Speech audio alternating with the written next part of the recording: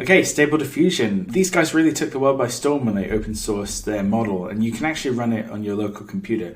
But unfortunately, it does require a little bit of technical ability.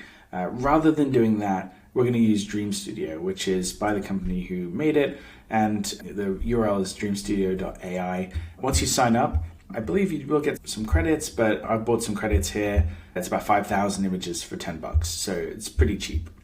But once you have that, you can start generating images. And it is just that you would use any image generation tool, except this one is hosted. It doesn't run on your local computer. All right, so we're going to copy across our prompt. We're just going to see how well it does compared to what we got from DALL-E. So we're going to paste that here, and then we're going to hit Dream, which is at the bottom of the page. There are actually more things that you can do in this interface. Like you can actually edit the images if you want. There's also things like a negative prompt. If there's something in the image that you don't want that's showing up, you can mess around with it. You can also upload an image to use as an example as well. Play around with it. There's a ton of really cool stuff you can do.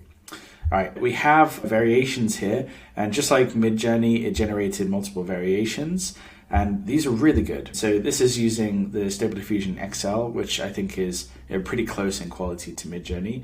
And I think this one looks a little bit more like a video game.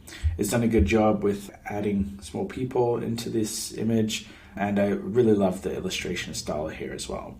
So I think it does a pretty good job compared to DALL-E. If you look at what DALL-E has done, I think this does look pretty cool, but it's not very realistic looking.